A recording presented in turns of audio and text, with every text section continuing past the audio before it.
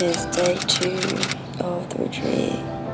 It's currently 6:50 a.m. so I just woke up, trying to get that 10 minutes of early morning sun, and I've got to get ready because we've got yoga at 7:30. Yoga's optional, but I kind of want to go, so I'm going. But look at this morning view, it's so beautiful. I'll show you. The sun's literally like hitting my face, and it's so nice.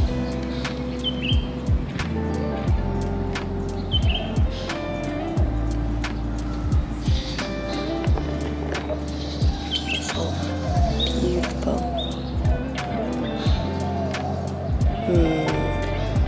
Anyways, I've got to go and soak this for 5 more minutes. Gotta go get ready for yoga, have breakfast, and then we'll see what the day has for us. This is my outfit.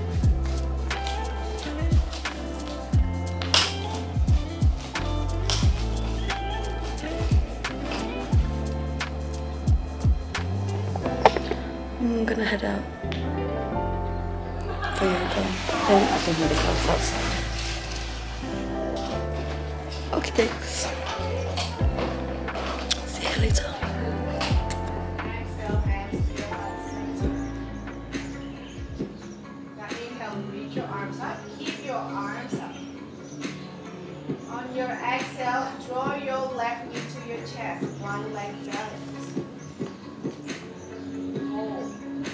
Squeeze that knee high. Flex your foot. Stop. Stand strong on the right foot. Breathe in. On your exhale, you can open your hands out to the side. Keep your left foot back, chest forward. Warrior 3 variation. Balancing. Strong on your back. Open up the chest. Strong on your glutes. Knees up. Now keep holding the knee with your right hand. Now notice your big toes on the floor already. Extend your hands out, left hand out. Open your vinyasa to the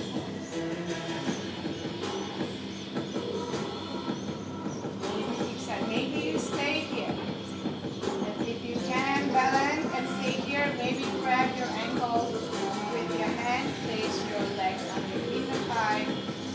Once you do that, you can keep holding the legs. One hand up, or both hands reach.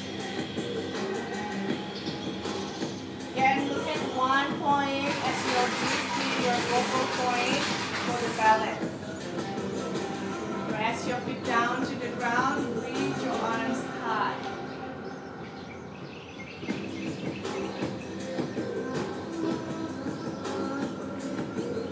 You get to breathe. Stay put, have 2 breaths here.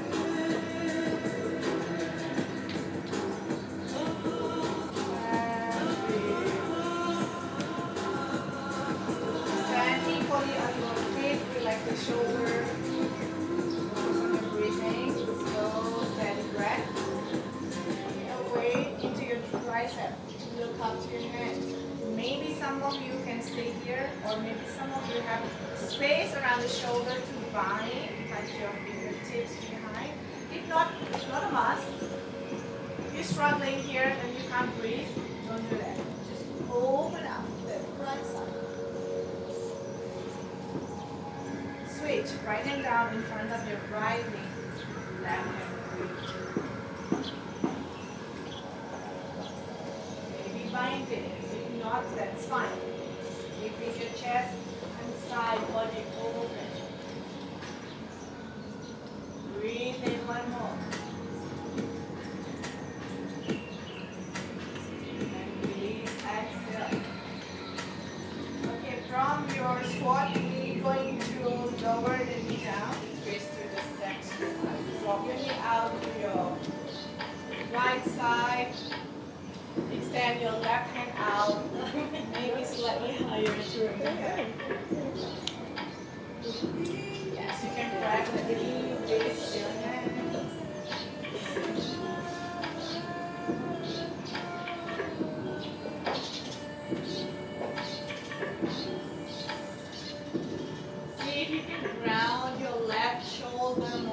the ground.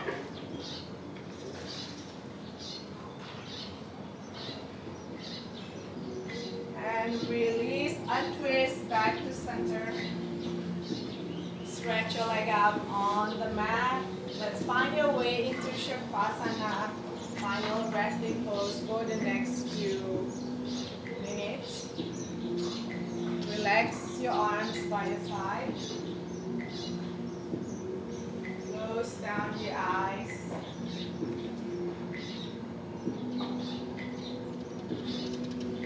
First few breaths, send your breath all the way down to your belly.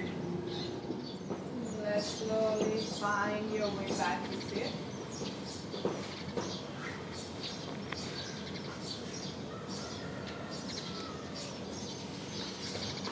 Let's seal the practice, join the palms together. Lower your chin with your chest, gentle humble bow for yourself. Let's take this moment to give thanks to yourself. Thanking your body, your mind, and your breath for allowing you to practice this morning. Okay, everyone.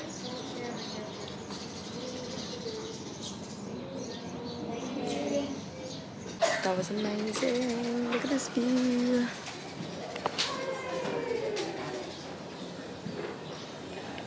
So Thank you. Next. I'm a bad singer. Don't record that. it's already recording. It was cute. So we've just finished a workshop. It was quite a long workshop, to be honest. But we're now we're on our way to get some lunch. And then we're gonna head back at the villa to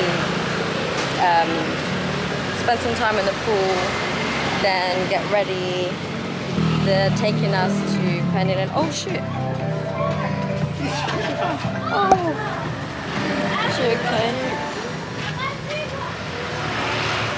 A woman just fell. I didn't really want to record her because, yeah, bless her. But yeah, we're gonna go get ready to, thank you. Gonna go get ready so we can have dinner at Penny Lane, which will be fun, so much fun.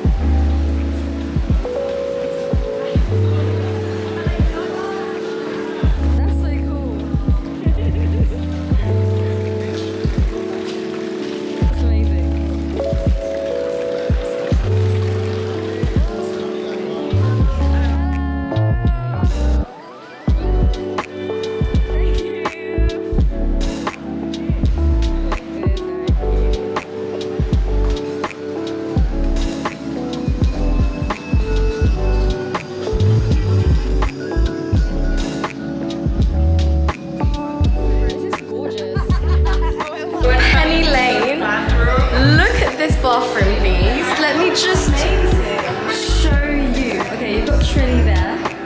You've got the men's. Is that Ice Cube? I can see. And Drake and Kanye as well. If you can see. You can see. And then you've got the Queen Bee herself in the women's. You got some bad bitches over here too.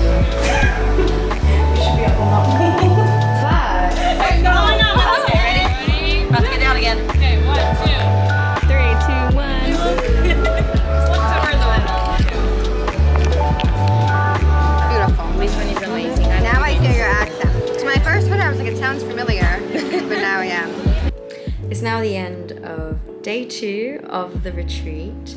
It's been a long day, But we had yoga first, then we had breakfast, then we had like an hour break, and then we had workshops for a few hours.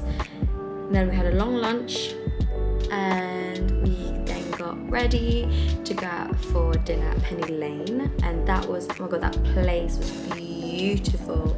all the girls looked absolutely gorgeous. Like everyone dressed up, and it's so nice. Like I'm so excited for the other ceremonies we're gonna have where all of us can dress up.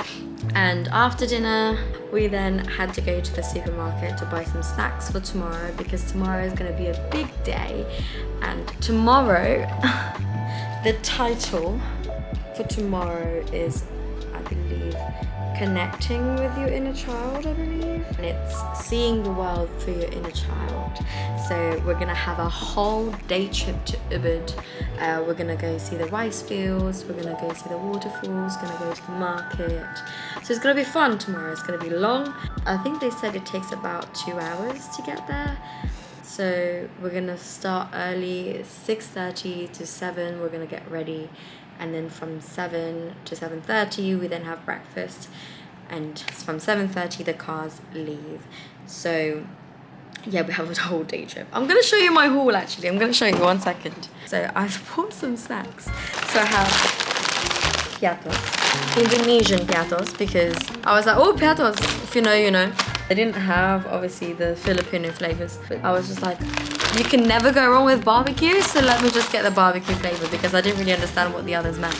Then, oh my god, this is a child. This is honestly perfect, seeing the world through your inner child, because Cocoa Crunch. Cocoa Crunch, if you know, you know. This is literally my favorite childhood cereal. I saw it and I was like, oh, that is so perfect as a theme for tomorrow. So yeah, I'm really very excited about it. Oh my god, my brain, I can't even speak. Gonna move on to the next part of my haul. So then I got a packet of Pocky, and then a box of Hello Panda, some Haribo Star Mix, because you can never go wrong with some Haribos. Milka chocolate bar. Obviously I had, oh not so obviously as if you guys know, but last month I had tonsillitis. It literally floored me for like 2 weeks and I couldn't eat or drink much. So I'm very careful about sweets, and obviously I'm very aware about the Pocky and the Hello Panda and Haribo Star Mix. So, and obviously the Cocoa Crunch is also fairly sweet too. I said to one of the girls in S, I don't want a whole chocolate bar to myself, so do you want to just half it? And she said yeah, and I just realized that we're not even in the same car. And then I bought some coconut water, and then I got some fruit. These are huge, by the way. Look at this. So this is, I mean, this is normal size clementine, I suppose, orange. But these apples are massive. Look how big this is. And yeah, I don't, just, you know, just in case you didn't know what an apple looked like. But that apple was imported from Korea, apparently. So I was like, oh, let me try some Korean apples. And then this one is an Indonesian apple. And this is also huge. Like, it's literally doing up UK apples. Like, bro, you need to grow more, because the UK apples are half the size of this. But this is an Indonesian apple. So I was like, let me try those two and see what they taste like. So yeah, that's the end of my market haul, and these are going to be my snacks for tomorrow on the trip. And now I'm just gonna pack the stuff that I need to pack for tomorrow, and do a bit of journaling, do a bit of reflecting. But yeah, I think today, day 2 has been really good. I think I've gotten to speak with more of the other girls, and it's been really lovely. They've all been so nice. But yeah, I think there's quite a few things that I need to unpack, which I will talk about a bit later, maybe in a bit. Hey y'all. It's Nicole. You can do that. We just want to be included. Tell who wins. Okay, noted. I have a lot of responsibility. Okay, can you hold us like just make sure we're all. We're gonna front roll up, Colin. Are you waiting, Charlie? No, I already watched that. Okay.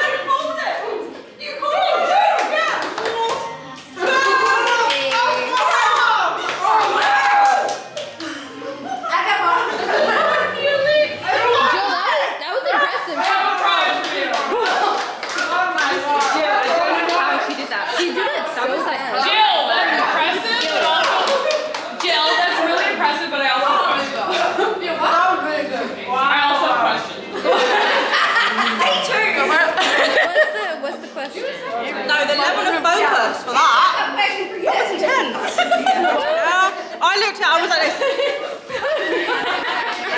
I was in front of like,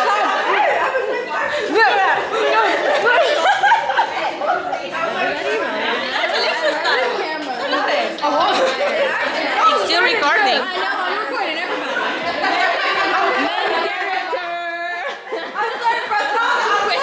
And I was like,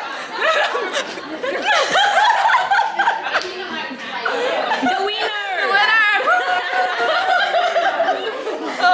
I've never actually done that before. Okay, so I obviously did the haul and showed you what the snacks and stuff that I bought for tomorrow. Then they started calling my name. Oh, nice, thank you. She just said she got some yackles. So my name was called, and basically it was just oh God, I can't even speak English anymore. Is to basically go to the dining area because the girls have decided to do a fruit roll-up challenge. So I quickly ran over there and then did a video for the fruit roll-ups, and that was so much fun. Then we just got back. It feels like I've been in this villa for a while, but it's literally only just been 2 days. It's our 3rd day here tomorrow, so sorry, I can't stop tapping my leg for some reason. So it feels like I've been here for so long. It feels like I've spent quite some time with these girls, but technically it's only been 2 days. I've met a few of them already at the hotel, but that was literally on Sunday I met them. So yeah, oh my gosh, I can't believe it. I absolutely am in love with Bali. I love it here. I absolutely love it here. I think I could actually cry. I want to talk about the stuff that I wanted to reflect on earlier as well. So what I noticed within that woman sharing circle yesterday was because I was obviously limited in what I could say. I wanted to say, I suppose, because in my head I was formulating, okay, I want to say this, I want to say this, and I want to share this, and I want to share this too. And then when it eventually got to me, I can't remember if I said this on yesterday's vlog, but before it even got to me, I was already crying because there was just so much stuff that all these other women before me have shared. They were so vulnerable in their own in sharing their stories, and I think that was so courageous and brave, and honestly an inspiration. Because I'm such an empath, I was just so moved with everything that they said, and obviously I was tearful when it got to me. And initially I said, oh, it's because what I would, if I was to share what I wanted to share, it'd be inaudible basically, because you won't be able to understand what I'm saying, because I'll be crying loads, etc, etc. But actually, if you look at it, I looked at it deeper, and it turns out that I have a sister wound, and it's a wound whereby I don't trust women. Not necessarily women in general, but I suppose groups of women. I trust my friend Trilly. She's really good, and we have this kind of relationship. Oh, hang on, the battery's dying, 1 second. As I was saying, we have this relationship where I can be open and vulnerable with her. If you can hear that, it's the aircon going on in the background. I can be open and vulnerable with her, but in terms of being around groups of women or a group of women, I struggle to open up, because I've had experiences with other women whereby I've shared something and they've used it against me, or they've talked about me behind my back, or no, they've not necessarily. I mean, I suppose there's been a level of dismissiveness from those groups of women that I've been around, the circles of women that I've been around with, that I've experienced in the past. But I feel that it's mostly whatever it is that I've said has been used against me, or they've talked about me behind my back. So I suppose looking at it on a deeper level, at the time I wasn't ready. Although I am happy, and I'm more than happy to be vulnerable, and I'm more than happy to share my story, I think at the time, subconsciously, I feel that I was just like, oh, I don't feel safe here yet. I don't feel that I can trust this group of women yet. I'm inspired by those women that shared their story, and kudos to them. But at the time, I wasn't ready to share yet. So though I masked it with saying, oh yeah, I'd be inaudible if I was to share so much story, but actually looking at it deeper, it was actually a sister wound that I wasn't even aware of until today, or last night even, when I reflected on it. So that was interesting. That was an interesting revelation, epiphany, to find out. I don't know, I suppose I just wanted to share that, really. Wanted to process that out loud and share it with you guys too, and see if you can relate to that. What else? Is there anything else? I don't think there's anything else. But yeah, anyways, at the end of the night was fun. Spent like doing that fruit roll-up challenge for the girls was so much fun. Yeah, anyways, what's the time? 9:43. Okay, I need to just get my stuff ready, pack everything that I need to pack, and get my stuff ready for tomorrow, because it's gonna be a big day. It's gonna be a long day, but it's gonna be so much fun, and I cannot wait to take you guys with me. So yeah, I'm so excited. Anyways, thank you so much for watching. I do dance meditation sometimes, so like I don't do it often, but I do it when I feel like when I feel like it, and when I feel like I'm being called to do it. So that was actually the first time that I tried properly like a dance meditation, because sometimes with dance meditation you just basically just allow your body to move on its own without any judgment from the movements, from like with the music, because sometimes like our ego and like, you know, like you're like, I'm moving really weirdly, like this is such a weird dance, or this is such a weird movement.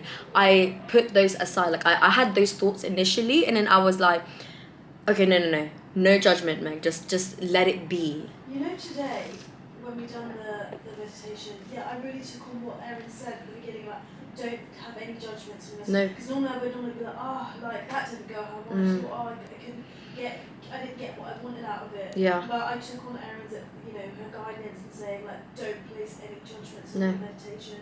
Absolutely. Like, don't.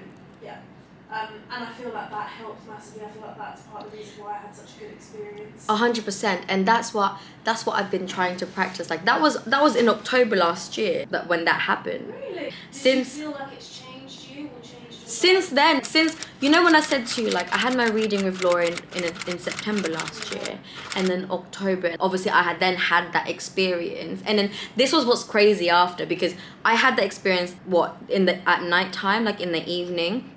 And then the next day, as I felt so euphoric, because obviously, like, you know, like there's a difference with like a knowledge and like kind of like an epiphany moment, or kind of like a realization that's fully sunk into your body, into your soul, and you're just like, I was sat there, I was like, oh my god, I'm a full-blown multi-dimensional being, because I saw myself in like different places. I saw myself at the top of a roof in a busy city. I saw myself standing in front of this huge acacia tree, and I just saw myself kind of like flashing between these different locations, and then kind of like had that realization, this is me, this is all happening. It's like everywhere, the movie Everything Everywhere All at Once or something like that. I'm everywhere, everything is happening all at once, and there is no, like, time is just construct, literally. This is me in all the different places, in different time, like not different time zones, like different kind of fucking universes pretty much.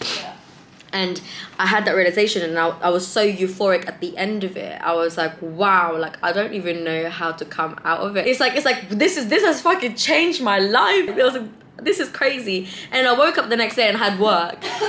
I was walking to work, I was like, oh yeah, like, you know, I'm so thankful, da da da. And then obviously you had to deal with whatever work has for you, and kind of like brings you back down. No, this is reality here. On my walk back home, I kind of felt a little bit, like I said, brought back down from wherever I was. And then on my walk back home, I was literally just like thinking about what happened the night before. And then I looked up, and I actually put it on my Instagram story, a trail of swans that was just swimming beside me. And I put it on my story, and then Lauren saw it. She then replied to that, and that's when I told you about it, and that's when she said, like, that swans are a sign of your psychic centers opening or something like that. And I was like, didn't I send you crazy. Something about birds one time and swans were on it? You said I think you said something about swans one time. I can't really remember. Yeah. But yeah, no, that's interesting. Yeah, that was crazy. Wow. Yeah, when Erin was like, that explains that you had a Kundalini awakening, I was like, wow, that's amazing. It's mad. That's crazy. What Erin said earlier, and she's like, we all have our own truths. Like, other people's truth doesn't have to correlate to your own truth. And That's pretty much like what that was with her, and that's why she had a lot of unfollowers, because she was posting her truth, but obviously didn't correct to other people, and they're just like, oh, you're lying, or all this kind of stuff. Yeah. But she felt it going up her spine, wave of energy going up her spine, up to her crown chakra, because she said that after that, that's when she kind of like embraced her sensuality, and she was kind of like a goddess kind of thing. Like that's she divine feminine. Yeah, that's why she felt so empowered, and she felt so good. And I was like, I'm getting chills. I wonder what that feels like. But then I didn't realize that I'd already had that happen. But I think for me it was a little bit more difficult, because then I had work the next day, and then I then kind of was then faced with this whatever was kind of like right in front of me in this physical reality. But actually, Erin, talking about, I haven't actually processed that yet, so I'm processing it with you now. Yeah, I was like, that's so fascinating for you, but It was the dance meditation, it was the movement that helped you get there, because moving your body helps kind of like move energy around and all that kind of stuff. And actually, funnily enough, the more I kind of listen to that voice and just be like, okay, this is what you need to do, da da da, it then kind of like strengthens. And then eventually I'm like, okay, no, I know what voice in my head I need to listen to. When my auntie sees this, she's gonna be like, beware of those voices that you hear in your head. I'm like, bro, I have a voice that tells me I'm not good enough, and that's coming from my family. I have a voice that tells me I am good enough, and that's coming from me and God. It is. But the thing is, like, it's that own fear. They're projecting their own fears, aren't they? Like, it's their ignorance as well. Like, they fear what they don't know, and that's what I said to Erin. I was like, I do relate to you when you said about, you know, being kind of away from your family and stuff, because you have your own beliefs. And I feel that way as well, because I feel like I said this to my aunt, and I said, I feel like I'm the black sheep of the family, because I've gone through a different spiritual route, and some people may think that the route I've taken is demonic, but it's I don't care. If you want to call me demonic, then you call me demonic, but that's your own version. That's what you see within me, and that shows something within you. So that's out of my hands. You perceive of me however you perceive yourself. it's all a reflection, like, and I've Of learned themselves. so much in the Yeah. past couple months. Like, I've learned to stop taking so much shit personal, because like, actually, like, the shit that people are saying to me really is a reflection of their internal world. Absolutely. Yeah. It's a reflection Absolutely. of their internal Exactly. world. Do you remember when we spoke, like some time ago, we spoke, and I said everyone that we come across with, everyone that we find kind of somewhat significant in our life, or whatever kind of meaning they have with us, they show something within us, whatever that looks like to you, because it's, again, everyone is a reflection of us. So however that person reflects you, that's showing something within you, but it's whether you choose to see it or not. Someone somewhere down the line made me feel ashamed about wanting to be in a relationship. So then I kind of had that internal voice in my head. Was this like a friend? I can't remember.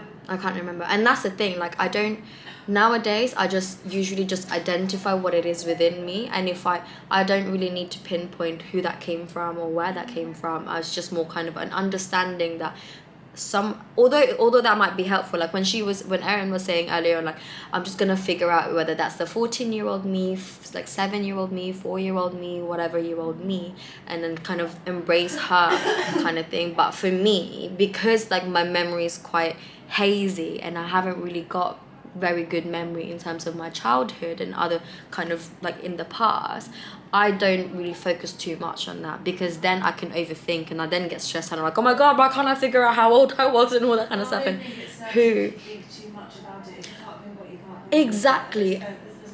can't think. exactly you're just causing yourself more stress. So that's why I just say, someone somewhere down the line said it to me, and I've obviously internalized that, and then that's become a voice in my head that's just been saying that, and then that's when then kind of like, you know, that's reflected in my reality. It could just be like you come here and like, I don't know, like the culture around you, even like. It could be that too, yeah. I don't really know what the culture in the Philippines is now, because I've been away from there for quite some time. But while I was there, what I remember is, you know, everyone's you have like men, like, it's called harana. So I don't know if I've spoken to you that before, but harana is basically like when a man comes to you and courts you basically, and what they do is they sing for you, like they sing you like a love song. Oh, and although that is really sweet, and or sometimes they bring like their guy friends and kind of like support them with that and whatever. Although that's quite nice, because I saw a TikTok about this, and someone was saying about their story, and although that sounds very romantic and sounds very sweet when it comes from the right person, but if it's someone that you're not really reciprocating that, it's a bit awkward. But anyways, that's kind of like it's all like lover boy lover girl era. We have like love teams in the Philippines, like in like celebrities we have celebrity love teams, like it's all about love and all that kind of stuff. So that's what I grew up with, and obviously coming to the UK, you might be right actually in terms of culturally, because coming to the UK, is a very casual, casual, yeah. Yeah, like, yeah. I feel like you get a lot more shit these days in the UK for being a lover girl than you do for being savage. Yeah. Lover girl is like, oh, like, you're weak, you're too soft, you get too attached. Yeah, you're obsessed. yeah. Like, Yeah. like, And we're like, oh my god, she's such a bad bitch, and oh my god, she's such a like such a savage. Yeah, you're just like, there's nothing wrong with being a soft girl. There's nothing wrong with being a girl who loves love. Like, there's nothing wrong with being a person who loves love. Like, it's, but yeah, I think that you might be right then. Like, that's in terms of like the cultural shock, I suppose, that I had. And I definitely